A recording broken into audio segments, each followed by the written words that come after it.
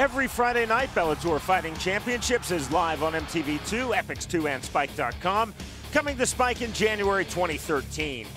Bellator 82 from Soaring Eagle Casino and Resort in Mount Pleasant, Michigan.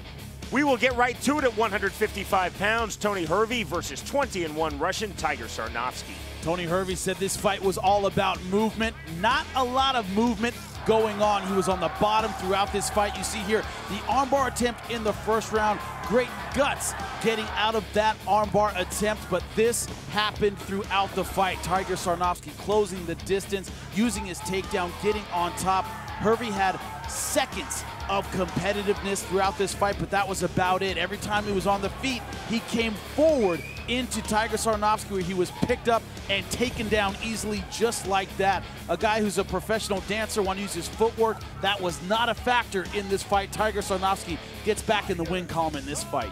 By way of unanimous decision, Tiger Sarnovsky now 20-1. On then to the middleweights, Doug Marshall versus Calahose. Wrong time to go to the refrigerator. This fight, you see here, Calahose throws the knee that stuns Doug Marshall, but on the way back, boom, beautiful check left hook, and the Rhino gets a first round knockout. And referee Todd Anderson gets the Courage Award, diving in, eating that shot. Marshall, the first round KO, 22 seconds in. Here we go at a catchweight of 160 pounds, undefeated Jason Fisher versus Bellator welterweight tournament veteran David Rickles. David Rickles, of course, coming down from the welterweights, 170 pounds. He found out in that first round. Now, these lightweights are quick. Jason Fisher landing the jab right through the guard of David Rickles. You see here getting the takedown, ending up on top, but in the second round, that's when Rickles started to impose his size and strength on the naturally smaller fighter. You see here, Fisher going for the straight footlock, doesn't get it, sits up, ends up on top. And in the third round, Fisher able to get on top, but David Rickles able to tie him up. You see here the sweep and then the submission attempt from the bottom by David the Caveman Rickles, the armbar. Fisher actually stepping on the jaw of David Rickles to prevent the submission, but it didn't save him. He loses a unanimous decision.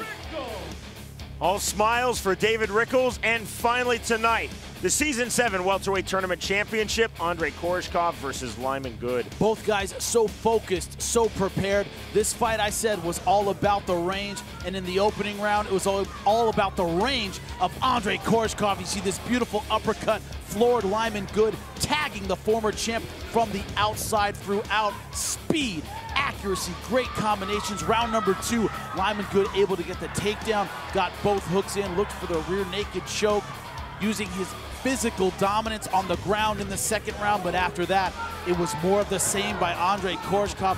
Accurate strikes, mixing it up, always finding a home for that uppercut. At the end of the third round, getting a takedown of his own, he would end the fight on top. A great performance by the young, undefeated Russian. And a unanimous decision win for Andrey Koreshkov. Next up, a shot at the Bellator 170-pound world title for the 22-year-old Russian. Who will he face? That question will be answered this January live on Spike as Carl Amasu faces the world champion Ben Askren. For the latest Bellator news and information, it's Bellator.com.